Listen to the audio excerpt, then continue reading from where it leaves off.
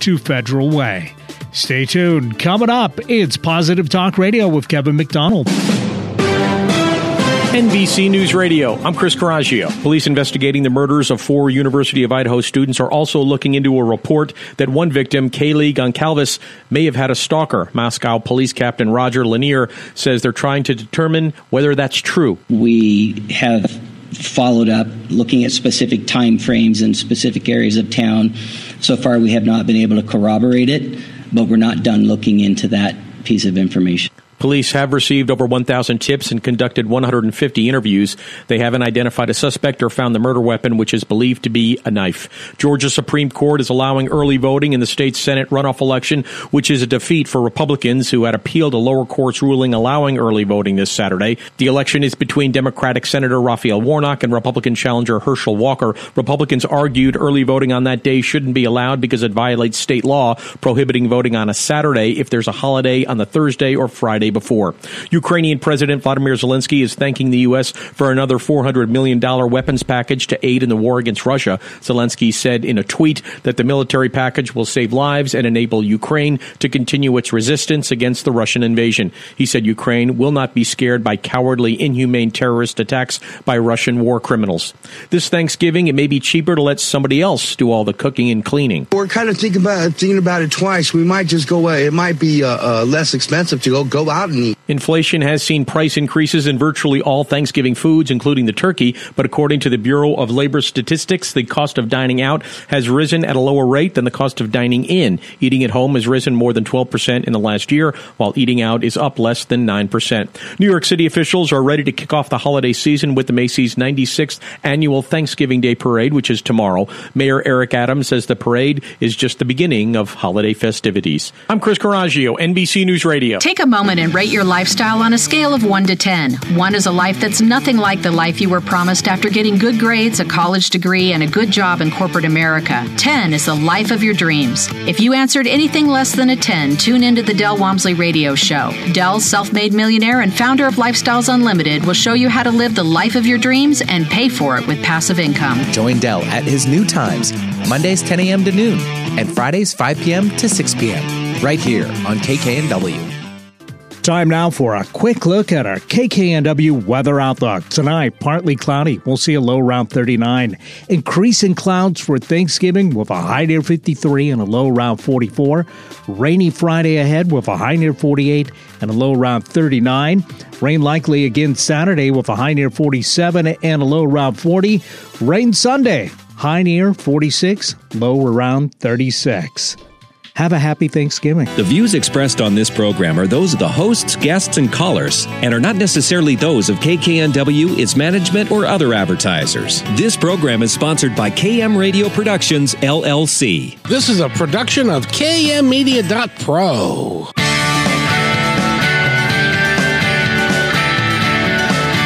Welcome back to Positive Talk Radio. Our goal is simple: to explore evolving ideas one conversation at a time. So come on over into our world. I know you'll like it, because on today's show, we are blessed to have a really cool guest today, and she's world-renowned. She's a intuitive channel and author, and she actually lives in the future. Okay, maybe you don't believe that, but anyway, it's 8:00 in the morning, her time on Thursday. First of all, Eric, how are you today? Hey, I'm doing well, Kevin. Good afternoon and happy Thanksgiving Eve. Unless you're in Australia, in which case it's Thanksgiving Day already. Well, I'm not sure if they celebrate Thanksgiving in Australia, but I would bet they would do it on a different day than us. I imagine you did, because Canada does it in October. That's Rhiannon? right, yeah. So when does and the seasons are backwards for us in Australia, I would imagine. So I would imagine it would be around fall for Australia. So probably springtime there. I mean, we'll have to ask our wonderful guest here today about this, because I'm just pulling stuff out of my... See, that's how powerful she is. I had no idea it was Thanksgiving Eve for you. So that's how little we celebrate Thanksgiving in Australia. We do not have a celebration called Thanksgiving here. Well, we're just getting super excited about Christmas. Yeah, well, in Australia, it's Thanksgiving every day that you don't have a spider in the visor of your car, or you don't have a snake in the toilet. So any day is a good day in Australia when that doesn't happen. Don't you mean it's a good day? There you go. See, I had mentioned prior to that Eric has got a terrific Australian accent. Mine sounds more like garbage, but that's okay. It wasn't bad, Eric. But yeah, I'll admit that I live pretty deep in the bush, so quite deep in the forest. So there are more days that I have spiders in the house and in my car than days that I don't. So you develop a little bit of like a tolerance for the creepy crawlies. You've got to. No, you don't. You move to Seattle is what you do. Oh, you do that, yeah. Yeah, because creepy crawlies are not my thing. And you've also are blessed with having like the 9 most deadly snakes in the world there and stuff like that. So congratulations on being able to put up with that.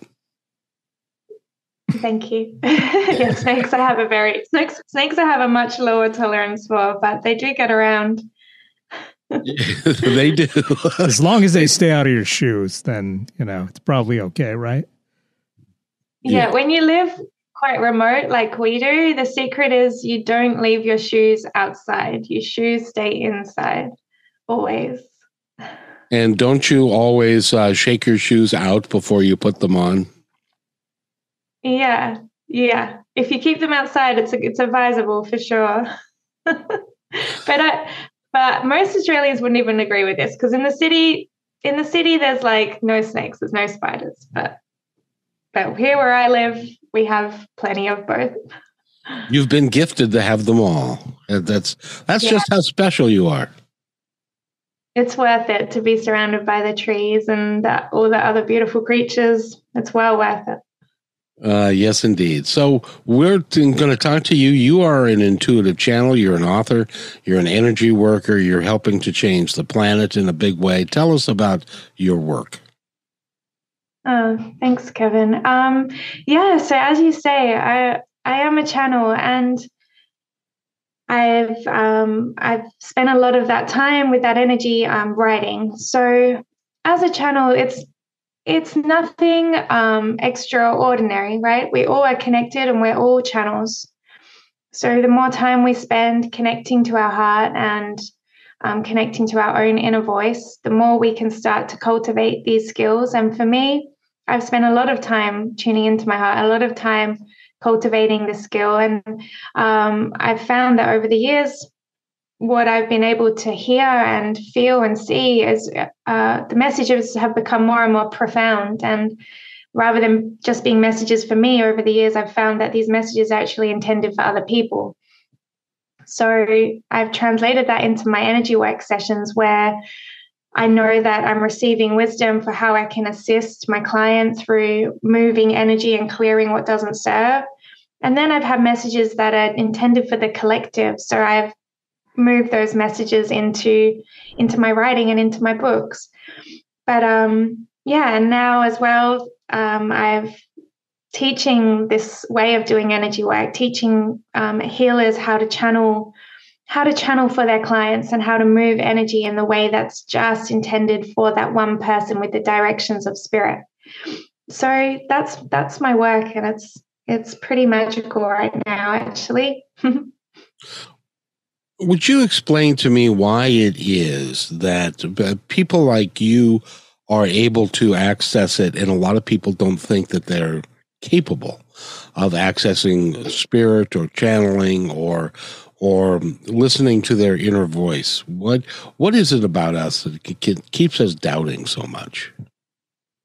Yeah, well, that's the key word, actually, Kevin. Really, that word doubt is the main killer of intuition, because as human beings, we are innately gifted with a very strong inner compass that directs us in the way that allows us to experience life in its fullest potential. So when we all have that inner compass, and it's all innate for each of us, it is incredibly powerful. But the biggest killer of intuition, the biggest killer of our ability to listen to that inner compass is our doubt that it's there. So the moment that somebody says, I don't think I'm very intuitive, or I don't trust my intuition, all these I am statements are creating that reality. But if someone could lean into trust for whatever amount of intuition is present, then trust is the thing that allows our intuition to blossom. So let's say, for example, someone has a very strong feeling that they should have a bath. That could be their intuitive compass, right? Their inner compass showing them how to really heal and give themselves what they need on any given day. So if someone could hear that inner voice and say, all right, I'm going to have a bath, and treat that inner wisdom as though it's the wisdom of the Bible, right? Treat that inner wisdom and give it so much respect, then all of a sudden that opens trust. And then their intuition will start to come on more and more and more. But doubt, the answer to that question is doubt. Doubt is the biggest killer. And then alongside that, it's the inability to pause and listen. So that example of I need to have a bath, that only comes when it's like you take a breath. What do I need? I need to have a bath. But a lot of people don't even give themselves even that. They'll be caught up in the busyness, caught up in the thinking of all the things that they need to do, worrying about the future, thinking about the past, and there's no time to even hear that innate wisdom of the body. So the two things that need to happen to really bring online the intuition is coming into the body, pausing enough to come out of the mind, and then trusting that you're so incredibly intuitive already and that all you need to do is pause and listen.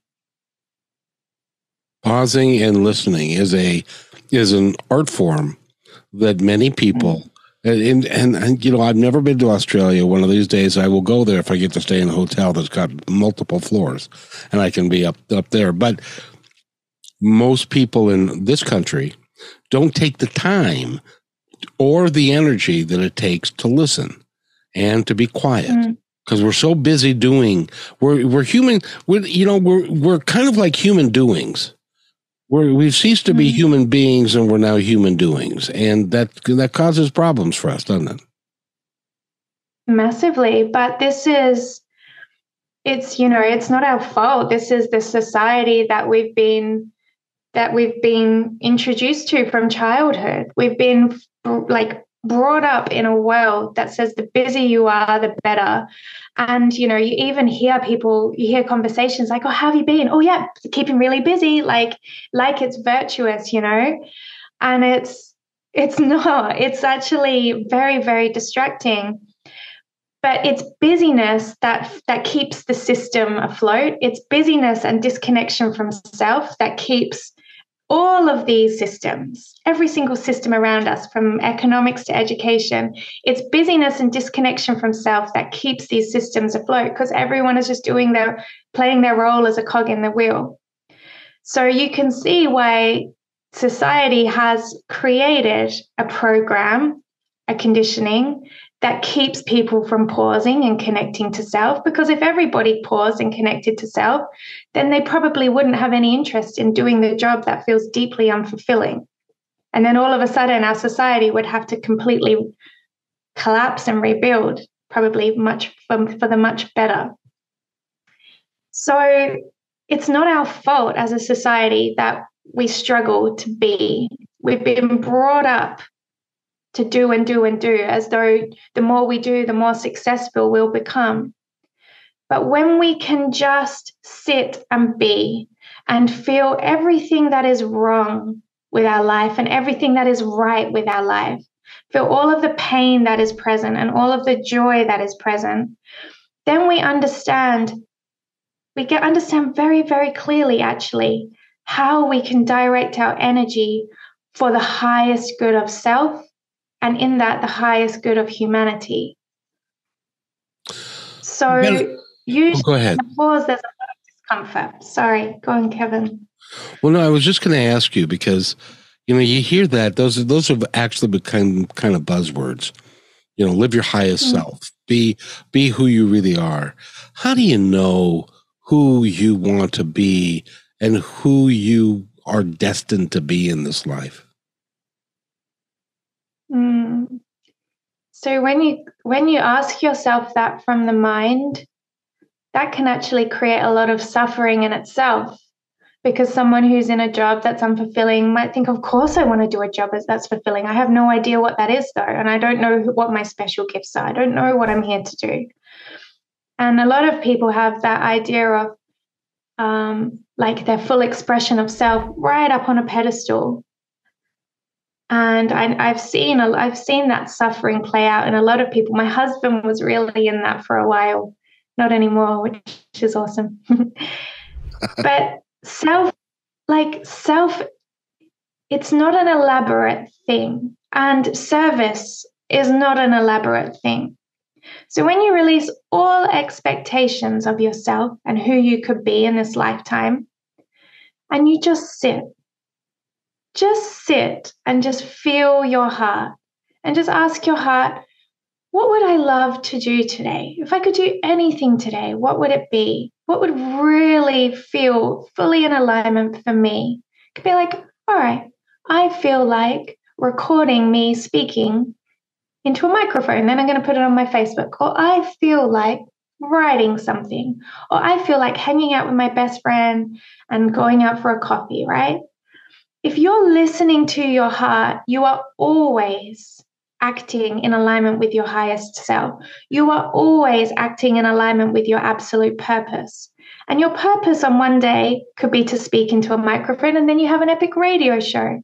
Your purpose one day could be to meet your friend for coffee, because in that moment, you're going to say something to her that just makes her world transform. You're going to just say the exact right thing at the exact right time. So we can't plan or put expectations on ourselves for how we need to look or be in the future.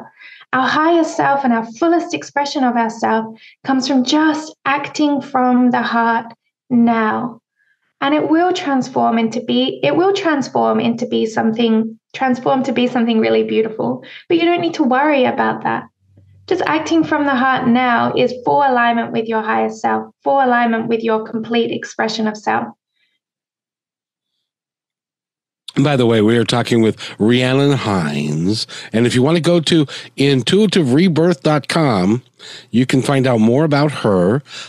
She also has got a book that is coming out in 2022, which is, now. So tell us a little bit about, the Keepers of the Light Codes. Talk about that a little bit. How did that book come to be? I know it's a channeled text to initiate light workers into their soul-led missions here on planet Earth. How did that? Were you being quiet and it just came to you? Did you ask for the information? How did all that work? So I very clearly was told a couple of years ago that soon I would be writing a book, and I was like, oh, this is very exciting. So I kept trying to sit down and write the book, but it was like crickets. It wasn't coming through. I really wanted to write the book, and I was just like, no, book isn't ready. And I write about this aspect actually at the start of the book, and it was like there was a really big piece that I needed to learn before I could write the book. And what that was I had really put my channeling and my spiritual practice like right up on a pedestal. Like every time I was channeling, I was sitting down, I was doing this certain practice to connect. It was all very perfect. And it was like I had separated my spirituality from my human life, right? And human life was just this 3D experience series of events. And then my spiritual practice was what happened when I closed my eyes and said a beautiful prayer. So this was what I needed to bridge in order to be able to channel the book. And this is what I write about in the opening chapter. So at the time when the book was ready to come through, I had a nearly 2-year-old, and I was like quite heavily pregnant. And I was so nauseous. Like I was really struggling with that pregnancy. And my 2-year-old, as they all are, was like a full live wire, and I was just really tired. I had no time to do my meditation practice. I wasn't doing anything. I was just like felt really trapped in that 3D reality that I'd separated from my spiritual reality. So it was like I had to integrate something. I had to anchor all the magic of my spiritual practice into my life. And I started to. So I started to feel these energies anchor into my waking experience. So I was always walking, taking my little one for a walk in the pram. And at the time we were living on this beautiful coastline. And as I was walking, feeling my heart really open, looking at the sparkling water of the ocean. And I was feeling those energies of my meditation. And then once I was starting to do that more often than not in my waking life, it was like, okay, now this book is ready to come through, because this is the lesson in the book. It's that all of this is the magic. All of this is our spiritual practice. This conversation that we're having, your listeners as they listen, just in their sitting and being, that's their spiritual practice. When they eat dinner, that's their spiritual practice. So as I was ready to write this book, I couldn't write it like on my computer. Because at the time then I had a newborn and a 2-year-old. I was like, pretty busy, right? And the only way my 2-year-old would sleep is if I drove her around in the car. So at like 11 a.m. every day, I put the 2 babies in the car, I go for a drive. And we live somewhere that's so beautiful. So I would just park up amongst the trees, and I'll put the windows down, listen to the birds. I'll grab my phone, take a few breaths. And then most of that book was written on Google Docs on my phone, sitting in a parked car. And that's the message of the book. It's like we need to get our spiritual practice right off that pedestal, the idea of channeling and intuition right off that pedestal, and just realize that this is it. Like life is it, and we can have this magic flowing through us in every single moment. I believe, well, no, let me put it another way. I know for me, and I can't speak to anybody else, but I know for me that my life is a expression of experiences that were all designed to put me in this chair today to talk to you today. Am I wrong? 100% right. And I'm getting like full chills as you say that, because it's the same for all of us, all of our so-called failures and triumphs and twists and turns. Like you can see the perfect orchestration that brings us to this perfect point now. I'm going full cold as you say that, Kevin. Yeah. Going full what? Like going so cold. I get all cold, cold shivers, cold chills. Oh, cool. Because that's how I feel. That I'm a little bit older than you, and you've got 2 beautiful young daughters that you're taking care of, and a husband and stuff. And so I've lived life a while, and I've noticed that in the living of my life that it has set itself up practically perfectly to teach me the lessons that I need to learn when I need to learn them, to understand who I am and to move through it. I believe that that's how we all are if we take the time to observe who we are. Am I right? 100%. I feel that so strongly. And I feel that there's like a current, there's an energetic current that is the energetic current of divine creation. And like we're always being guided to live in that current. There's always these like sparkly opportunities that present themselves. And like we just have to keep saying yes and keep stepping into the fear and doing these things. And then when we start to live life like that, it starts to get miraculous, like miraculous. And you can feel that in every single decision, in every opportunity, there's a divine orchestration leading us to where we need to go. And some of it may not necessarily be easy. Some of it may require a little bit of pain and a little bit of learning about who you are. A good example would be I wanted to restart my podcast and to do the radio show. And this goes back coming up on 3 years. And I had a full-time job, and I was working and doing really quite well at it. Thank you very much. And I made the mistake of saying, I really want to retire so that I can do this full time. And so I was moving into my new place that I can afford easily and was going to set myself up for my retirement years. And I was moving in and I fell. Tore my rotator cuff, had to have surgery. 2 months later, I fell again, had to have another surgery. I was out of work and was told I couldn't go back to doing what I was doing. And so I needed to be medically retired. And so I said, I think I'll do my podcast now. Because this is what I wanted to do.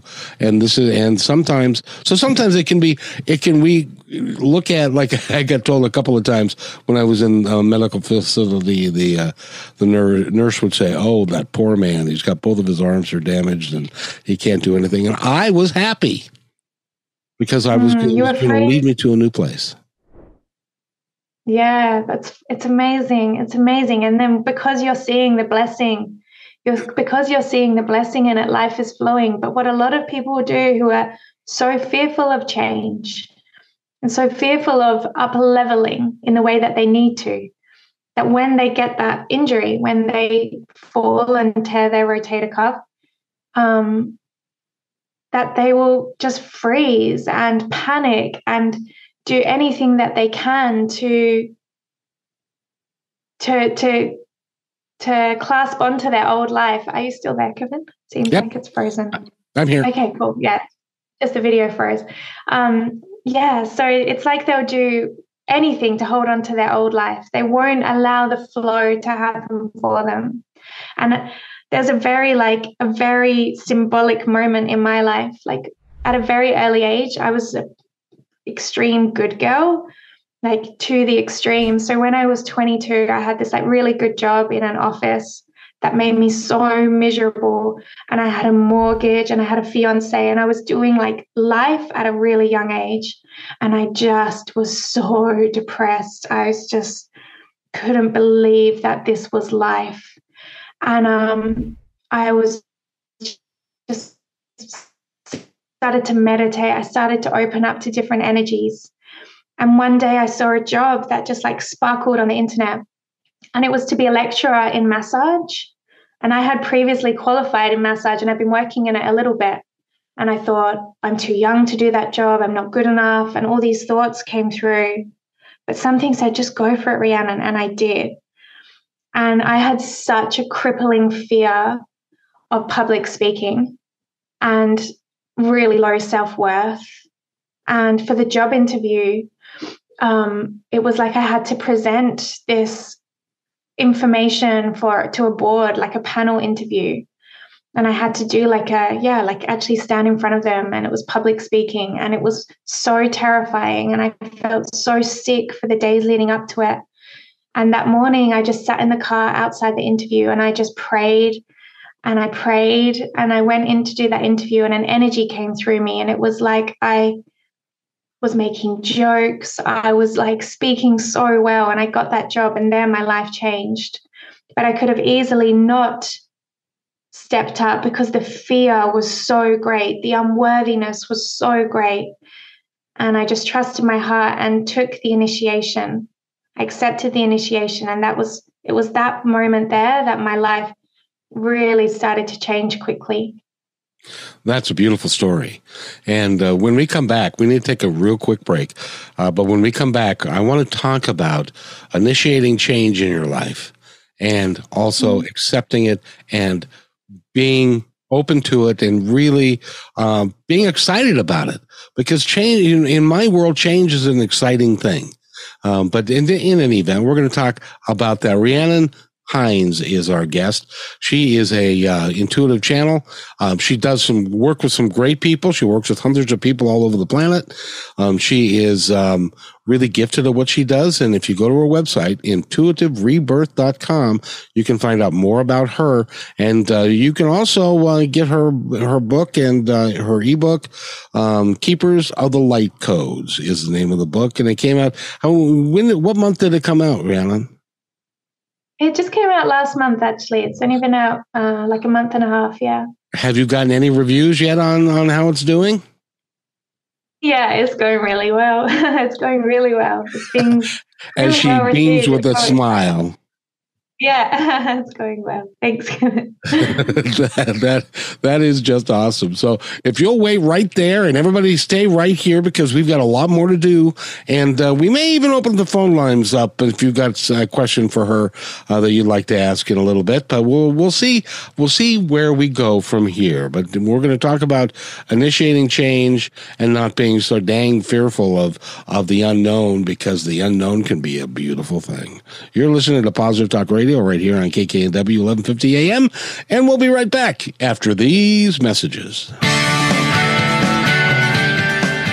Hey there. I'm excited that you're listening right now, and if you like what we're doing here, you're going to love positivetalkradio.net. On positivetalkradio.net, each show, which is recorded live, is packed with positive information, with real people discussing real issues and positive solutions that can work for everyone. I hope that you'll join us on positivetalkradio.net and listen to all 340 plus shows. I think it's worth your time. But then, that's just me. That's positivetalkradio.net, your home for great progressive, positive podcasts. When you want to say more than words communicate, you can with flowers. Your custom boutique floral studio in Bothell, Washington is anaturaldesign.com, connecting you to nature through the language of flowers. Where your people are is where our flowers are beautiful. Your success is our goal. Now through New Year's Eve, here's your exclusive bonus for being our appreciated listener. Type in promo code Positive Talk Radio at checkout to receive $20 off your order. Our gift to you for being here with us today. anaturaldesign.com. And welcome back to Positive Talk Radio. My name is Kevin McDonald, and you're listening to Positive Talk Radio. And you're listening to Rhiannon Heins. She is from Australia. She's a channel. She is a mother of two, I think. It's still two, isn't it? Yeah, still two. And she's an energy worker, and she works with people individually, and you can take a course from her, and there's lots of things. Go to intuitiverebirth.com, and you can find out a lot more about her and what she's doing. And one of the things that I wanted to talk to you about is that I think that there's a point in time, at least it was in my life, and most people that I know, Rhiannon, that there's a point in time when they get fed up. They get fed up with the status quo of what they've been doing, what they've been told that they should be doing. You know, in my case, it was the picket fence and the house and the wife and the 2.3 kids and the dog and the cat, and that was what life was, and that's what I should be happy about. And there was a point in time when it became like, not so much. I'm not interested in doing that anymore. I want to understand why I'm really here. There's a reason why we're all here, and what is my particular reason for being here? And is this all there is? Because if this is all there is, it's not enough. And that's when I made a turn, and at the end of 20 years, I'm here talking to you. And it's important. But why do we resist change so much? Yeah. Why do we resist change? The biggest thing that comes through is fear. It's scary to change, and it's scary to leap into the unknown. And so many of us, we are all sold the idea that the white picket fence is success. So when you achieve that in your life, like you were, Kevin, you had a good job and you're living in the house and you've got the family and you've ticked all the boxes, then you think, why do I feel so unfulfilled? And most people assume that because that's the idea of success, if they're not fulfilled in that, then they must be broken. And most people start to assume that they are broken, and they work on fixing what is broken within them. So they might medicate with antidepressants or numb out completely through alcohol or whatever it is, because they must be broken for not feeling so joyful of achieving and ticking all these goals.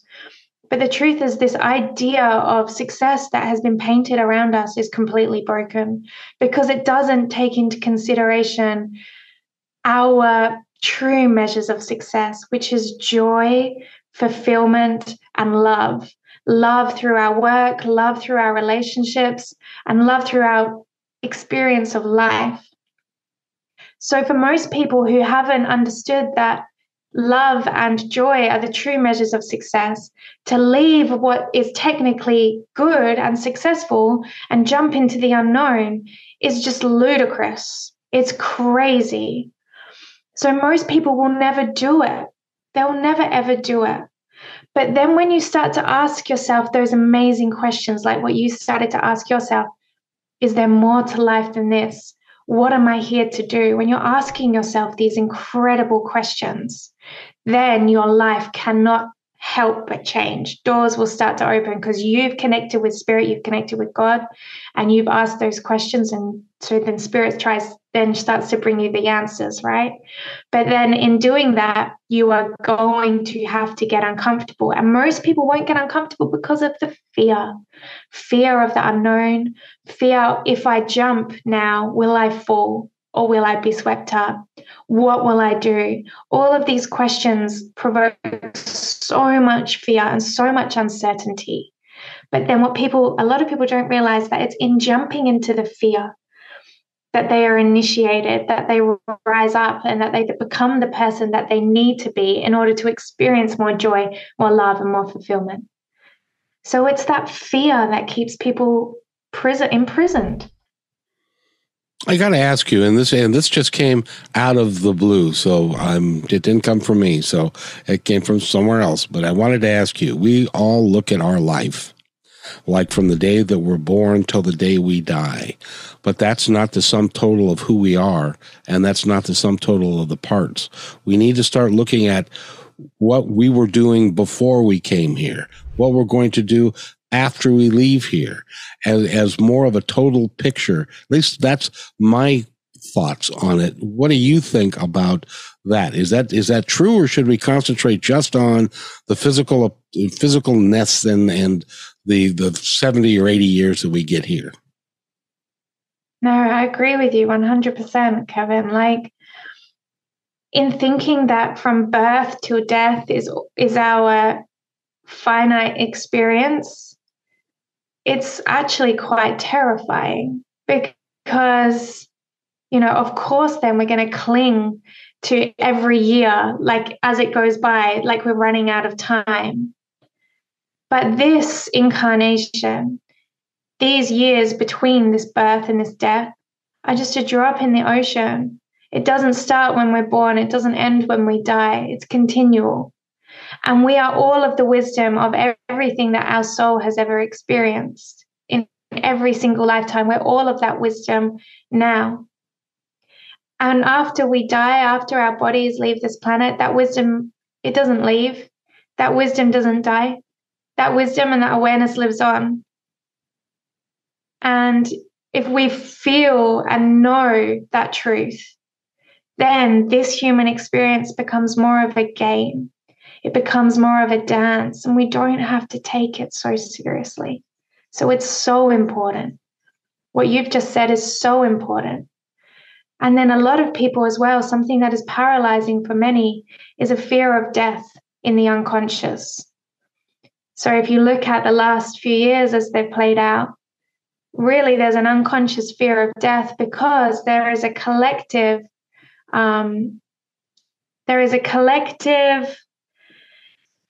like dissonance with the idea that we are souls. So most people think that death is the end. So if something comes and brings the potential idea of death, then it's terrifying, and they'll do everything that they can to resist that.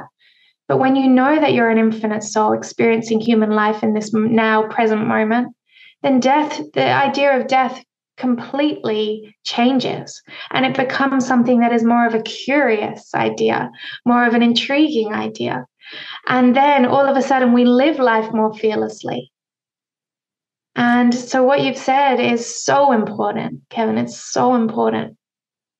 I really thank you for thank you for saying that. I had no idea but you're a very intelligent woman. You've got a lot going on with you, and one of the things that you talk about in your book, I do believe, and correct me if I'm wrong, but you talk about the collective and how our entire the big changes are afoot on the entire planet as far as our consciousness is gone, and you've been told some things about that, haven't you, that you put in the book?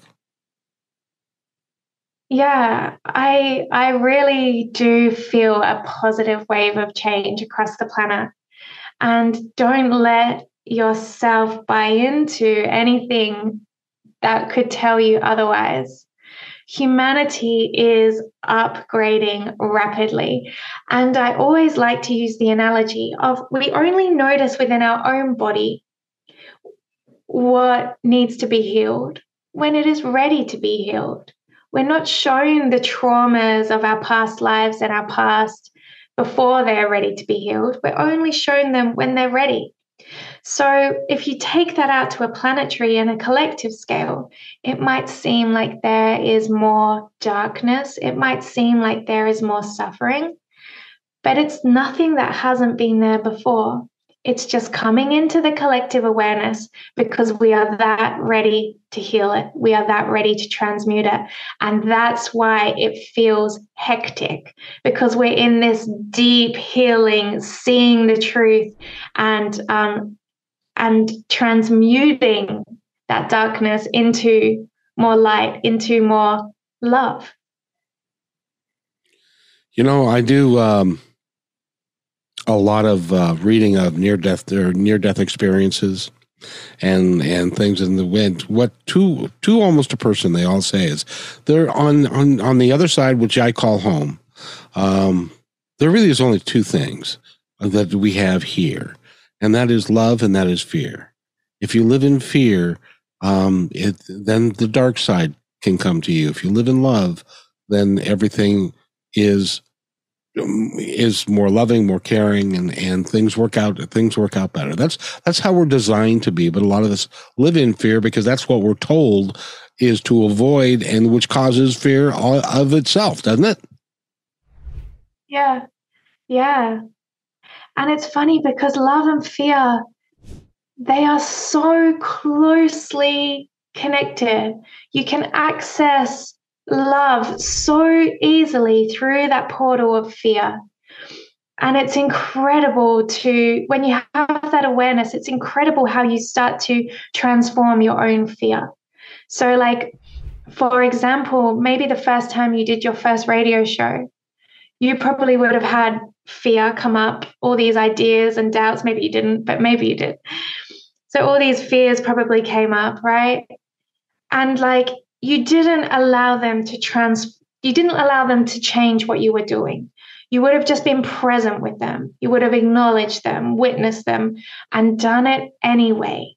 And your heart would have just opened, and all that fear would have transmuted into love.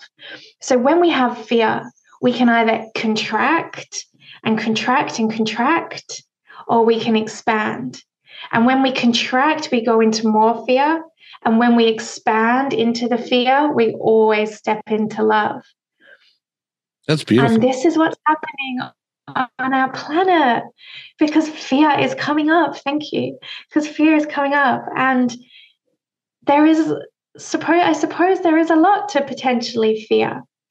And when something comes up that brings you into a space of fear, so it doesn't matter what your idea is of what's going on the planet right now. It doesn't matter what your version is, right? No matter what version you live in, there's always something to fear. So if you allow that fear to take hold of you and you make your decisions from that fear, you're going to contract and go inwards and start to really resist everything that's around you. But if instead you feel the fear and you think, I'm going to do life anyway, I'm going to step into life, I'm going to embrace life, then love comes through you like an absolute wave, a wave that moves you forward into a more beautiful expression of life. You give me hope. There's a lot to be hopeful for. I agree with you, one of the experiences that I've had is that times are different now than when I started doing Positive Talk Radio 20 years ago. People are a lot more open. They are interested in positive change. They're tired of what's been going on. And there is a lot of people that are like you that are coming forward that are providing us with a blueprint, if you will, of how to live your life more authentically and more real and happier, and being able to help the planet, because we're all one, we're all connected, to help each of us live our lives just a little bit better. And I thank you for the work that you're doing. Thank you.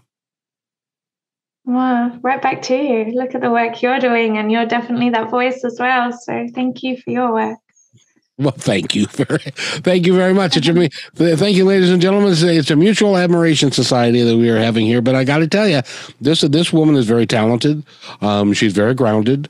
She is interested in helping you and helping the planet. And if you want to get in contact with her, you can always go to intuitiverebirth.com, and you can work with her. And because technology is kind of cool, Rhiannon, because technology has changed, now you can work with anybody all over the world.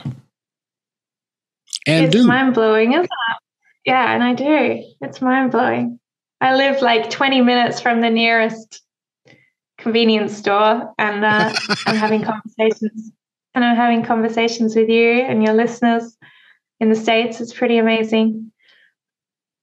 It really is, and perhaps that is one of the steps that was necessary. And like we talked about before, each experience that we have, each step that you go through, it's necessary to get one to the other. It's like being in a forest and walking one step in front of the other, and you can't see the trees through the trees, but you can continue to walk and to trust that you're walking in the right direction. And somebody up there's got a 50,000 foot view that is taking care of you and making sure you're continuing to walk in the right direction. And if you get off on the wrong direction, you're guided gently back, and sometimes not so gently back, but just you're guided back to where you need to be walking and need to be moving forward. And that's, I think, is where one of the steps that we've had to go through is separateness. And now with the internet and with the ability for us to communicate in a worldwide way, we can now have a much bigger impact or much better positive processing than we could before. And maybe it was because we were waiting for that ability to happen. And if you look at of how it was 50 years ago, we couldn't do this. 20 years ago. And now we can. So maybe you're right. Maybe now's the time for immense positive change. I feel it is. I feel that the internet is just such an amazing gift, and I always do work with people over Zoom, and connect in this way, and it always blows my mind the energy that I feel. I can feel your energy, and it's like it doesn't make sense. It's just a screen, doesn't make sense to the logical mind, but I know how it would feel to be sitting right beside you, and I'm sure you can feel the same with me.